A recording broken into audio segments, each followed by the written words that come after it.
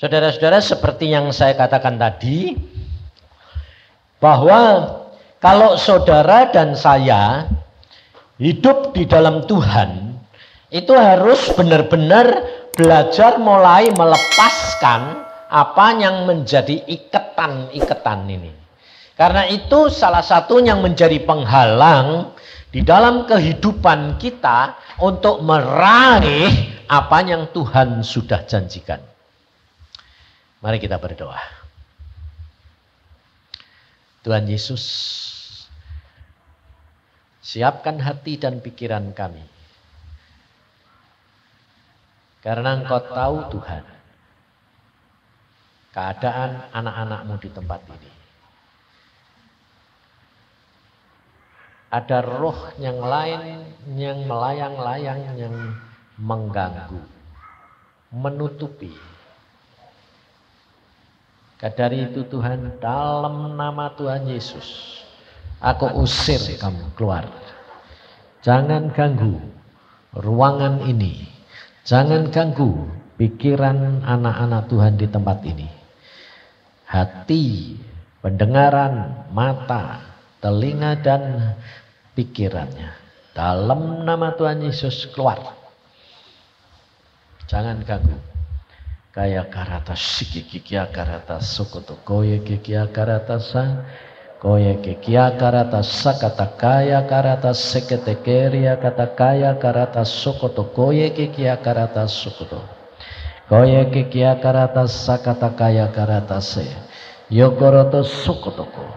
Terima kasih Tuhan akan kasih sayang dan setiamu, dan siap kami akan mendengar apa yang menjadi kehendak-Mu. Tiap perkataan Engkau yang akan mengembangkannya, karena tidak ada sambungannya satu kepada yang lain, karena firman-Mu itu luar biasa. Dalam nama Tuhan Yesus kami percaya, amin. Saudara, apa yang dikatakan oleh Linda tadi itu benar. Jadi apa yang dia lakukan terhadap seseorang, karena Tuhan sudah berkata kamu akan dibalas menurut perbuatanmu. Jadi semua itu ada kaitannya. Dan anehnya, saudara harus tahu ini, apa yang dilakukan dia berapa puluh tahun yang lalu, itu memang segala sesuatu ada waktunya. Jadi, apa yang kamu perbuat itu tidak langsung terus diganti itu udah. Tuhan itu lebih yang pas nanti dibutuhkannya di mana, kapan gitu loh. Maka dari itu saudara itu jangan membatasi Tuhan. Dengan cara berpikirmu yang sangat terbatas itu. Yang dibutuhkan itu lepas. Kalau kamu lepas, nanti benar-benar terlepas semuanya. Ini saya alami sendiri. Saya itu terus terang jujur.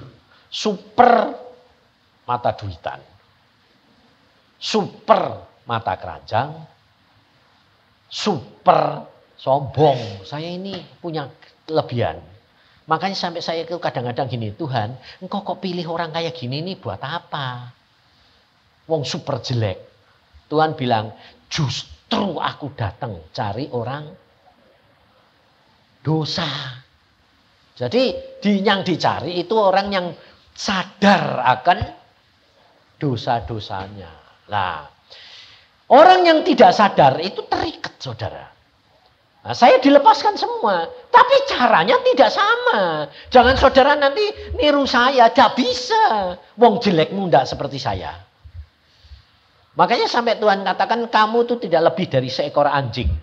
Tapi saya bisa nerima, bahkan mengatakan lebih baik anjingnya ternyata Tuhan daripada saya.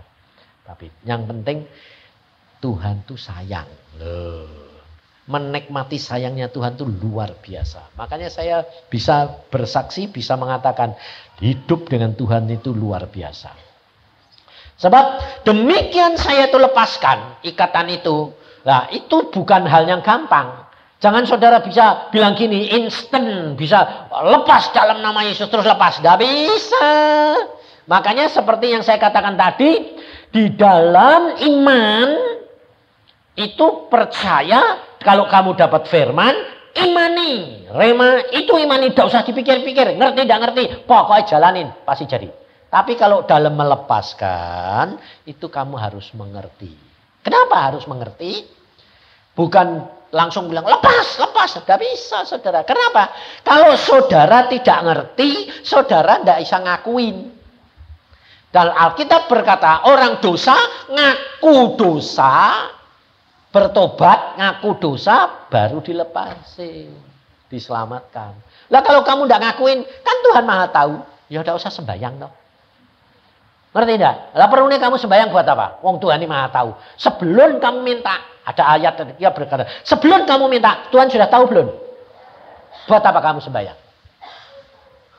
Nah, buat apa kamu sembahyang minta? Wong sebelum minta sudah tahu. Lah buat apa? Ayo. Buat apa? Hah?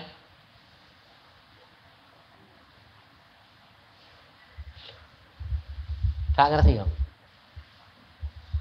Tuhan tuh suka kamu itu ngingeti dia. Apa Tuhan suka lupa? Enggak.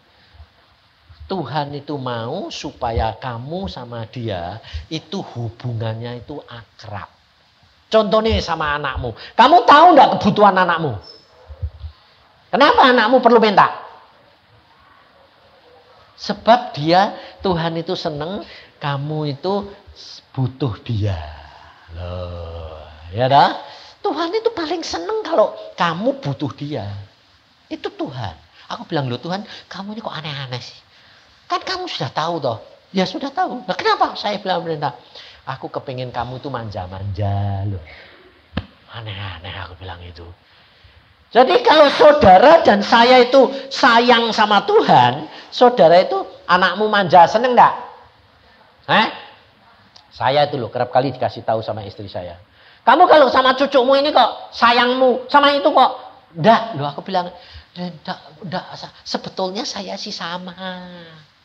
Cuma yang satu ini bisa ngambil hati. Ngerti? Tuhan tuh sayangnya sama kamu sama enggak? Itu ada yang gedek-gedek.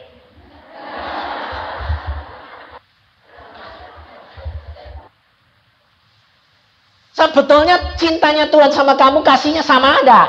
Sama, tapi kenapa berbeda?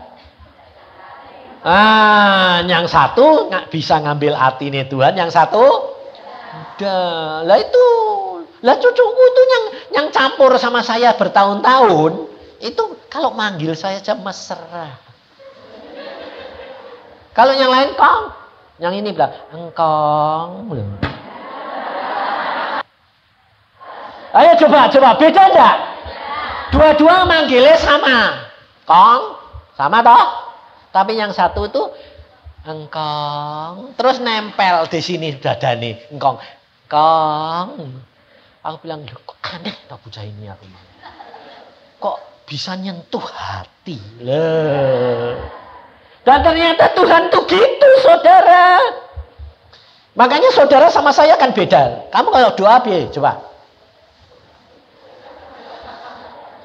Tuhan, belas kasihannya aku ini. Aku enggak. Tuhan. Loh, beda. Loh, kalau kamu akrab sama mamae, manggilnya mah atau mama. Loh, kalau kamu takut, ngambilnya pak. Ya, tapi kalau kamu akrab, pak. Bener enggak? Beda. Saya tuh kalau manggil Tuhan enggak pernah sekali. Tuhan. Tuh. Ya enggak gitu lah Tuhan, gini. Ya enggak gitu Tuhan bilang, ya enggak gitu, gini. Nah itu kan kamu, iya. Aku ini terbatas. Saudara, Tuhan itu luar biasa. Maka dari itu saudara itu harus tahu teknik. Ngapain? Ngerayu. Sebab Tuhan itu bisa jadi bapak, bisa jadi kekasih, bisa jadi sahabat, bisa jadi, ayo lupa satu toh, Tuhan. Oh ini yang paling lupa ini ya. Karena kepingin bapak, kekasih, lupa kamu ini hamba. Sehingga akhirnya Oh bisa tinggi hati, manja. Memang Tuhan seneng kamu kadang-kadang manja. Tapi Tuhan tidak seneng kalau kamu manja. Beda. Kalau manja itu mengambil haknya Tuhan.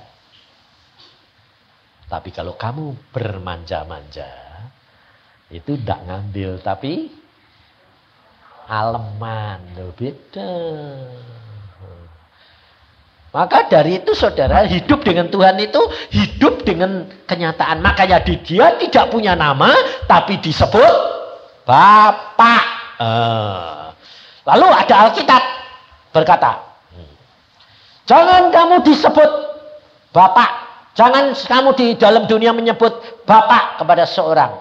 Karena hanya satu Bapakmu di surga. Lalu kamu nyebut saya Pak atau enggak? Oh.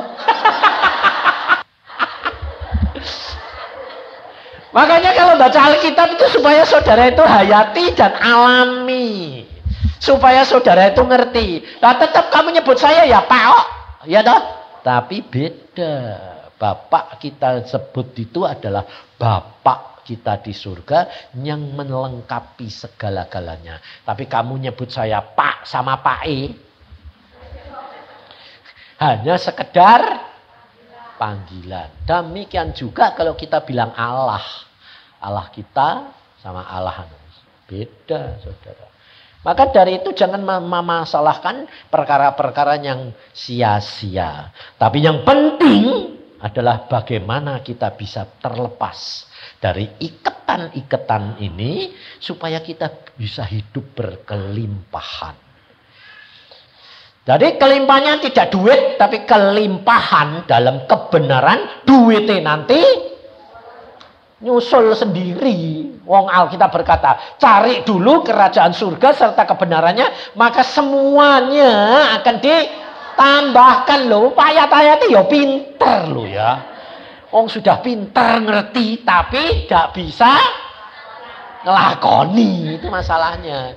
Makanya tidak lepas-lepas. Sampai saya itu kasihan sama saudara itu. Saya bilang, Tuhan kok tidak lepas-lepas sih. Saudara perhatikan. Tidak kan dia bilang, anaknya sakit dalam tipes, lalu 3 hari sudah selesai. Betul tidak? Nah, itu sama dengan saudara kalau mengalami masalah. Saudara mengalami kekecewaan. Nah, bisa pendek, bisa panjang. Kalau panjang artinya kamu belum beres. Kalau kamu hidupnya lebih dekat sama Tuhan, lebih pendek dalam segala perkara. Jadi Tuhan Yesus berkata, kamu di dalam dunia menderita, itu harus. Karena memang dunia tempatnya penderitaan. Karena ada musuh kita yang mencuri dan membunuh dan membinasakan. Loh ada, itu kenyataan. Jadi jangan bilang gini, setan. Loh saya ngalami sendiri. Saya dulu tuh waktu sudah kawin, sudah anak Tuhan, sudah khotbah. Waktu kita sembahyang sama Nani, sama istri saya. Karena di rumah saya itu ada setane. Saya bilang ini di rumah ini kok ada setane. Cuma aku udah bisa lihat. Jadi penglihatan yang saya terima karunia itu beda. Sama Daniel itu beda. Dia lebih jelas. Makanya saya, kalau kira-kira gini saudara. Kalau kamu jadi orang tua dipakai Tuhan. Punya karunia, kepekaan ini. Dengar suara Tuhan.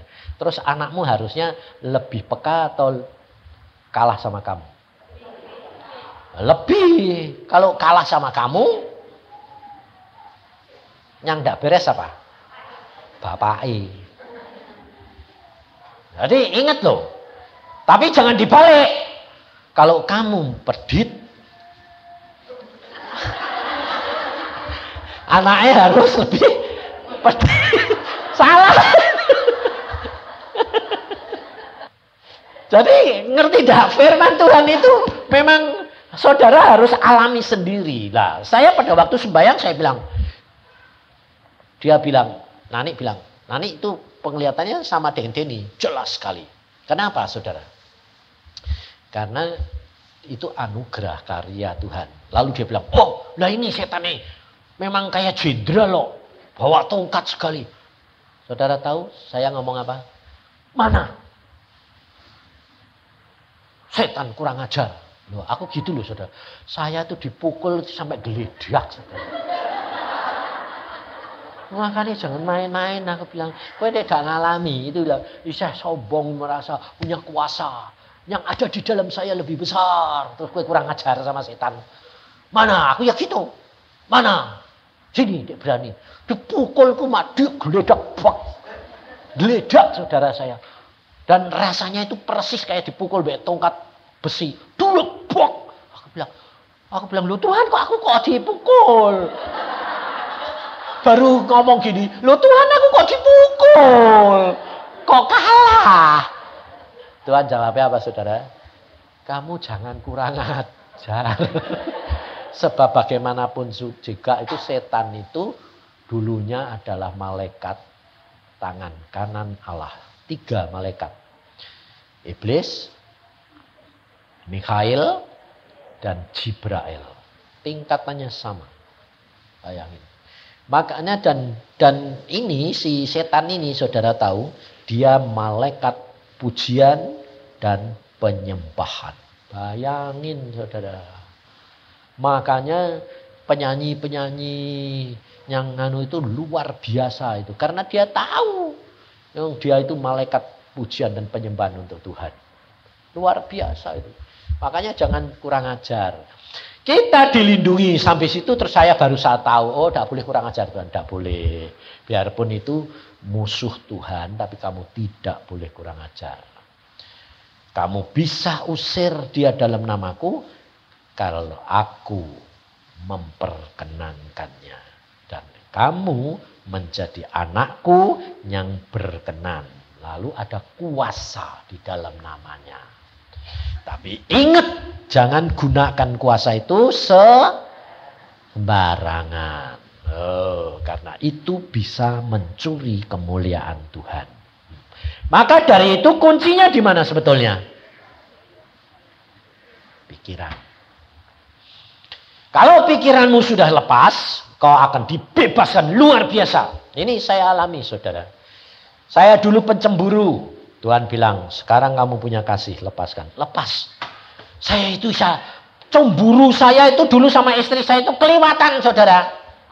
Kelewatan, tidak ada orang cemburu seperti saya. Masa diantar sama kakak ipere aku cemburu.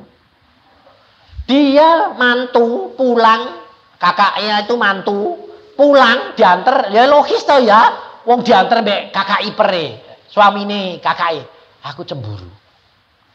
Aku bilang gini, ya sudah jangan pulang sama dia sekalian. Sampai dia bilang, ini loh kok aneh ini cemburu buta tenanan. Kelewatan enggak? Kelewatan. Lah orang dicemburu itu enak enggak? Enggak enak, saudara menderitanya setengah mati dia. Mau pergi susah, mau apa bisa gerak susah. Karena dicurigai terus. Padahal yang nakal saya curiga karena dia kenapa? Karena dia nakal apa aku yang nakal? Karena aku yang nakal, dia tidak nakal. Makanya orang yang cemburu pasti karena nakali. Tidak boleh. Karena saya itu nakal, jadi saya ketakutan kalau dia nakali orang. Sebab Alkitab berkata, setiap orang dibalas menurut lepas saudara. Setelah lepas, wah santainya enaknya luar biasa. Enaknya luar biasa. Dia pergi kemana-mana aku tidak pernah curiga, tidak pernah khawatir. Saya pergi mana-mana, tidak pernah dia khawatir. Enak saudara. Sebabnya apa? Kalau dia punya moto. Kamu di dalam rumah, suamiku. Kamu di luar rumah, kamu hamba Tuhan. Kalau ada apa-apa berhadapan dengan Tuhan dewek. Makanya harus begitu. Makanya di Surabaya ini kan ada. Suami ini nakali luar biasa.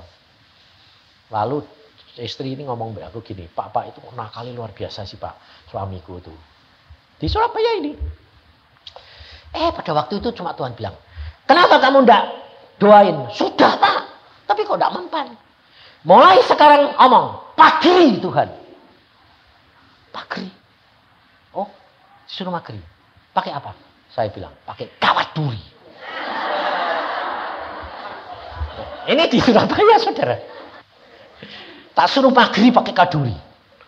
Lalu dia tidak tanggung-tanggung. Angsal suaminya mulai pergi, dalam nama Tuhan Yesus aku pagri. Tak ikat semua. Dari bawah sampai atas. Pagri rapat. Aku dia tidak ngerti toh. Aku cuma ngomong gitu ya sudah lupa. Ya wes tajar kewe toh. Oh aku cuma bilang pagri. Dengan apa? Kawat duri. Lah nanti kan kecocok-cocok ya beng. Saudara tahu? Angsal dia pergi naik motor. Angsal pergi bukan dagang, bukan asal pergi mau ke tempat perempuan nakal, tempat lain, pasti jatuh. Motornya selip, buah banyak. Sampai rumah tanya, lo kenapa Pak? Suami istrinya pinter. Aku bilang jangan ngomong, kalau pulang layani. Jadi pulang, kenapa Pak? Aku jatuh, mesem dia. Iya. Terus dirawat saudara, dilus-elus, dirawat, disayang-sayang, udah. Nanti sembuh, ndak kapok. Pergi lagi, naik udah motor, naik mobil. Tas mobilnya ditabrak, penyok, monyot. Balik, lupa kenapa? Wah ya gini. Ya sudah ndak apa-apa Pak. Mengucap syukur, Tuhan tuh baik. Ya memang baik. Dan itu tidak 1-2 kali saudara. Kali-kali bonyok sampai kadang-kadang tangannya kaki semua. Jadi bukan kaki itu, tangan kakinya bonyok semua. Dirawat, disayang. Saudara, akhirnya dia sadar. Dia ngaku. Asal aku mau berbuat dosa. Kok gitu? Mesem. Jadi itu Tuhan saya enggak boleh. Sekarang bertobat. Baru bertobat waktu saya khotbah di mana ketemu bilang, Pak, aku tuh dulu diapain sih Pak? Kok ya gini? Dan oke, tidak tahu. Tidak tahu Pak. Karena apa? Kamu kalau pergi di pagri. Di pagri Pak, apa? Kawat duri. Pantes asal pergi bonyok.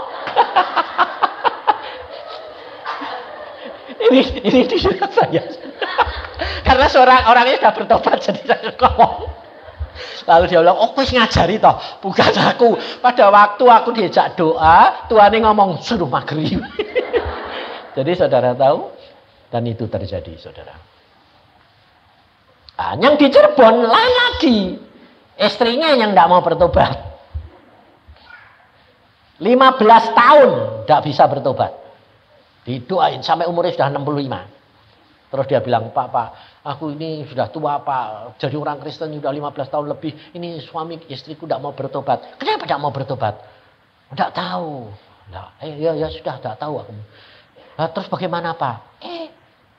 Tuhan ngomong, belum sembahyang loh, cuma Tuhan ngomong, suruh praktek.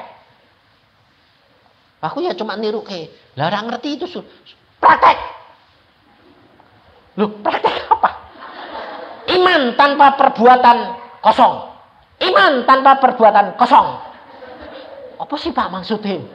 Apa ya maksudnya? Lalu Tuhan bilang gini, mulai sekarang, aku bilang mulai sekarang, kalau tidur dirangkul. Kok aneh-aneh sih Pak? Lu nurut, aku minum. Jadi tidur, santai-santai, ya. Tapi kalau dia sudah tidur, jangan mau tidur mau rangkul. Aku menunggu ngamuk, aku minum. Sebab ini kok aneh-aneh, tua-tua keladi lah ya toh. Jangan gitu, aku bilang. Nanti dia sudah tidur, terus kamu tidur, terus rangkul. Nah, mbok rangkul, tengking. Dalam nama Tuhan Yesus, bertobat. Tapi jangan keras-keras. Pelan-pelan. Nanti bangun kue kaplok. Terus rangkul, tiap tidur dalam nama Tuhan Yesus, bertobat. Tiap malam, ya. Saudara tahu? 15 hari kemudian. Tidak 15 tahun, 15 hari. Dia pergi gereja, dia bilang, "Mah, aku tak pergi gereja." Istrinya bilang apa? "Aku ikut." Apa? Aku ikut. Loh, kue mau ke gereja? Mau. Kenapa, Mah? Mulai 15 hari yang lalu, papa berubah dalam bidang apa? Tiap malam kalau tidur ngerangkul aku. Lah kenapa kok itu bisa berubah? Saudara tahu? Papa sejak kawin sampai sekarang tidak pernah menunjukkan kasihmu secara perbuatan. Tapi kenapa di 2 minggu yang lalu kok mulai tiap malam aku mesti mbok rangkul. Rasanya itu ayem lah. Ini loh, ini kasih, ini kasih. Aku sekarang jadi orang Kristen, bertobat, dibaptis, dan dia bilang, Pak, puji Tuhan 15 hari bertobat, tak tunggu 15 tahun. Karena apa? Hanya dirangkul. Loh, saudara tahu? Tapi bukan karena rangkulannya, tapi karena menurut firman. Ini loh saudara. Jangan dipikirkan dengan cara apa. Yang penting kalau engkau bergaul karib, engkau lepaskan semua ikatan pikiran, cara jalannya dan kepinteranmu, kamu tanya Roh Kudus. Bergaul, ngomong. Apa saja ngomong. Dalam bidang apa saja turuti. Maka engkau akan melihat kemuliaan Tuhan. Sebab ini pengalaman orang Israel. Dijanjikan tanah Kanaan. Tapi cuma 2 orang yang bisa masuk tanah Kanaan. Termasuk Musa dan Harun tidak boleh masuk tanah Kanaan. Musa orang yang begitu dekat. Begitu dipuji Tuhan. Begitu lembut hatinya. Tidak boleh masuk Kanaan. Karena apa? Karena dia marah pada bangsa Israel. Saudara tahu? Melanggar firman. Karena Tuhan berkata, kamu katakan kepada gunung ini. Supaya kemuliaanku dan kekudusanku dinyatakan. Dia pukul gunung itu. Lah, kenapa ayat yang lain pukul? Karena 2 kali Musa pada waktu itu. Bangsa Israel pertama kali di Gurun Sin itu tidak ada air. Tuhan berkata pukul batu itu. Tapi putaran yang kedua Tuhan berkata katakan jangan pukul. Melanggar firman dan mengatakan bangsa Israel anak-anak Tuhan itu adalah orang-orang durhaka. Musa tidak boleh masuk Kanaan. Jadi saudara tahu, pokok pangkalnya, saudara dan saya diberi Roh Kudus. Firman sudah ada. Roh Kudus diberi untuk menolong, memimpin kamu dalam seluruh kebenaran dan hidup berkelimpahan. Turuti. Memang seperti saya tadi katakan, jangan punya pikiran dan hati mendahului Tuhan. Jadi kalau diberi itu langsung ini untuk aku, tidak boleh. Dan itu saudara dan saya mesti mengalami ujian demi ujian. Sebab seperti itu saya terima, Tuhan bilang bukan bagianmu, kasihkan. Besoknya nerima 2 kali lipat 10 juta. Saya pikir, waduh, firman Tuhan digenepi. Beri, maka kamu akan diberi. 5 juta dapat 10 juta. Kemarin kan dikasih 5 juta tidak jadi toh. Sekarang dikasih 10 juta. Wah, saya bilang, Tuhan, ini buat siapa?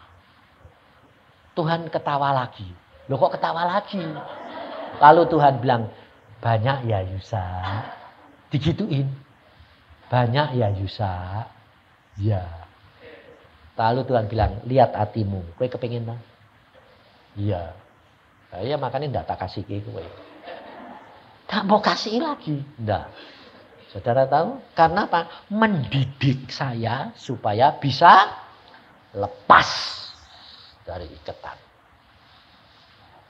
Makanya itu saudara, kita harus ngalami sendiri. Dan saya bebas setelah ngalami begitu. Jadi kalau ada persembahan, kayak kemarin dulu di Jakarta. Ada persembahan. Tebel.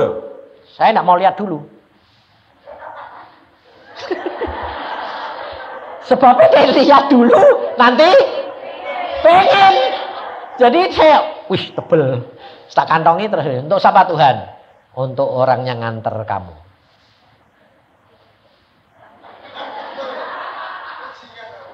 Wes, demikian aku pulang. Peo. Wes, demikian aku pulang. Peo. Wes. Sebabnya apa? Nanti tak lihat kan nanti gelo. Peo. Loh, Pak, aku ini cuma nganter. Ternyata dia itu pendeta. Laku itu sopo? Laku ini hamba Tuhan. Memang sudah lebih tua dari aku. Lebih muda dari 10 tahun. No. Terus, tapi kelihatannya tua. Aku menikah ini umurmu sudah biar aku 10 tahun lebih muda atau lebih tua. Aku menikah, kenapa? Pergumulan terus. Loh, pergumulan terus. Lah pergumulan terus ya mengkeret. Makanya saya tanya, lo kenapa? Ya saya pas-pasan terus tuh Pak. Ngepas terus. Oh pantesan ya mesti PO. Lo Pak, ya enggak tahu itu isinya apa ya. Masa bodoh, teh kertas ya gue ngepas. Jadi sebab saya Tuhan bilang kamu ini terlalu mata duitan.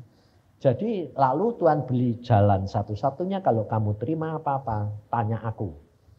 Jadi tak suruh ngasih kasih. Jadi jangan terikat, ya sudah baru bisa. Setiap orang lain-lain, tidak sama saudara. Jadi jangan diukur sama. Jangan kamu niru saya, gepeng gue nanti. Jangan. Lalu ada orang tanya, Pak ngasih perpuluhan itu tanyanya gini, Pak ngasih perpuluhan itu setelah dipotong pengeluaran? Jadi untungnya tok. Atau dari dapat terus kasih Pak. Lah, orang tanya gitu tuh sebetulnya pikirannya sudah piye. Duit. Eman-eman betul ya? Aku bilang, udahlah, gak usah tanya saya. Tanya nanti tak kasih tahu. Harus begini, dosamu 2 kali lipat. Sebabnya mau ngasih sayang, nggak ngasih salah, double. Udah gini aja. Hatimu kepingin ngasih Tuhan itu seberapa? Oh saya baru bisa setelah dipotong semua. Ya wes toh ya. Gak usah tanya. Daripada nanti dosanya double 2 kali. Ya kasih saja. Wong Tuhan itu tidak nuntut. Yang Tuhan mau adalah hatimu loh. Makanya tadi dikatakan kalau kamu digerakkan berapa? Berikan. Tapi kalau kamu belum bisa, ya sudah jangan ngasih. Jangan tanya, bilang, berapa Tuhan? Nanti kamu, terkali kan kamu bilang, ya Tuhan aku mau praktek. Berapa? Nanti Tuhan tahu hatimu, saya kepengen malah disuruh ngasih ke kabeh. Nanti kayak pemuda kaya itu malah tidak masuk surga. Tidak usah. Kalau kamu memang belum bisa, jujur ngomong. Tuhan, obatnya belum bisa. Aku baru bisa ngasih segini. Itu lebih baik daripada tahu tapi kamu tidak melakukan. Maka jangan menuntut, jangan menghakimi, jangan melihat orang lain. Sendiri-sendiri. Demikian juga jikalau engkau seperti bangsa Israel. Hanya mengharapkan tanah Kanaan. Tanah Kanaan. Terus kamu mengatakan apa? Mana. Tidak sampai. Jadi kalau saudara dijanjikan bakal diberkati Tuhan. Seperti hari ini Tuhan berkata. Seperti kerinduan saya dan Dinda. Untuk apa? Melepaskan kamu. Daripada ikatan ini. Supaya kamu bebas. Sebab justru di zaman Krismon kayak gini. Ini yang penting. Kalau zaman kelimpahan itu gampang saudara. Zaman Krismon kayak gini susah dapat duit. Saudara dipelihara Tuhan. Nah ini luar biasa. Karena Tuhan menyatakan bahwa aku itu mengatasi segala masalah. Sebab orang Krismon kayak gini, saya tidak pernah Krismon kok. Saya jujur, Saya kadang-kadang suruh apa? Suruh diem di rumah. Tuhan bilang, kamu diem. Diem. Tapi tidak pernah saya mengalami berkat kurang. Setiap bulan, waktu saya dulu tahun 94 suruh diem, tidak kurang dari 15 juta. Yang ngasih, yang ngirim, diperintah Tuhan sendiri. Sampai aneh-aneh. Kalau telepon tuh malah saya dengar kesaksian. Pak, saya ini diperintah Tuhan loh Pak. Nyari kamu, telepon kamu susah. Loh, kenapa? Lah Tuhan itu ngomong, kirim berkat untuk Yusa. Yusa siapa? Yusa yang duduk diem, enggak khotbah lagi. Yang mana? Enggak kenal saudara. Enggak kenal. Belum pernah ketemu saya. Dia ya belum pernah ketemu. Sampai tanya Yusa itu yang sekarang duduk diem itu siapa sih? Akhirnya ketemu seseorang bilang, oh itu Yusa Cipto, itu Bapak Iin. Oh Bapak Iin. Nomor telepon baru telepon saya. Bayangin saudara. Tuhan itu bisa. Wong burung gagak aja dikirim suruh ngasih makan Elia. Kamu percaya enggak? Percaya enggak? Mau ngalami enggak? Benar? Tek ngalami mesti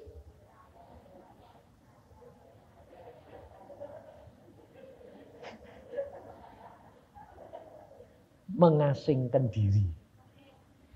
Tidak kumpul sama dunia ini. Jadi meninggalkan cara berpikir dunia. Seperti Elia. Karena Tuhan itu sanggup mengadakan yang tidak ada. Nah, itu alami. Makanya saya itu nurut aja. Suruh apa? Oke.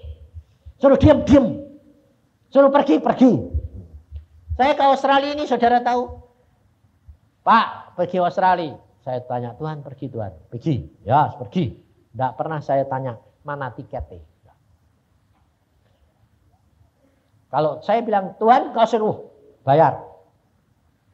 Nah, aku terus terang kok, memang toh. Lah tidak dibayar, aku mulai tunggu tiket enggak apa.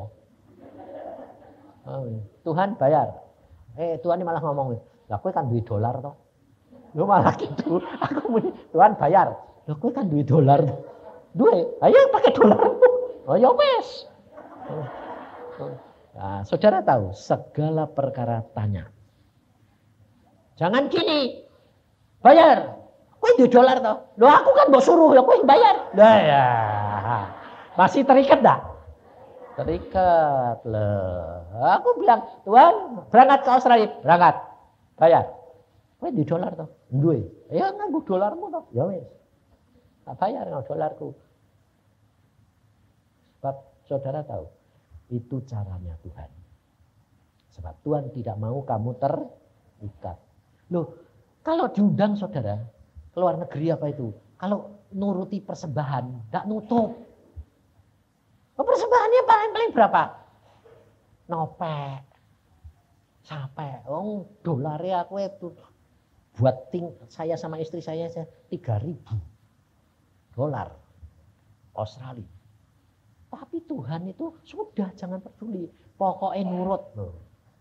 Satu orang, enggak ada apa-apa nih saudara. Saya ulang tahun malah aku lupa. Aku itu kalau pelayanan sama istri saya, itu kalau sedang pelayanan dia enggak boleh nyium apa, enggak boleh saudara, saya nyium enggak boleh. Pernah pelayanan di sini seminggu dia nyusul.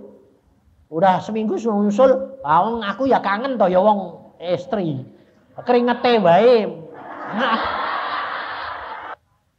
Lah dia datang masuk kamar, tak pikir mau tak cium loh saudara, nyium istri dewek ya boleh toh ya.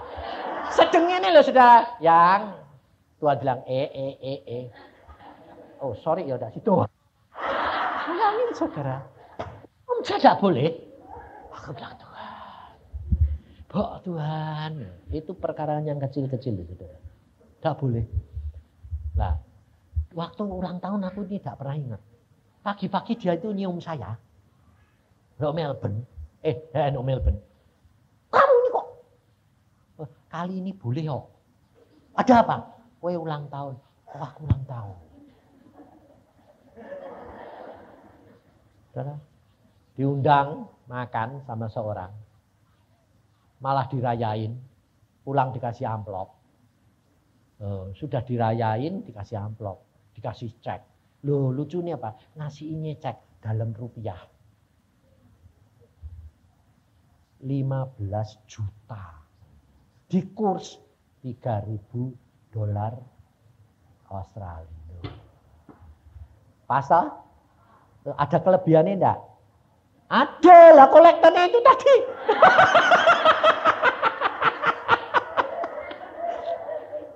Dia enggak bayar, gerejone ya enggak bayar, tapi sing bayar orang lain digerakin Tuhan. Ngerti caranya Tuhan.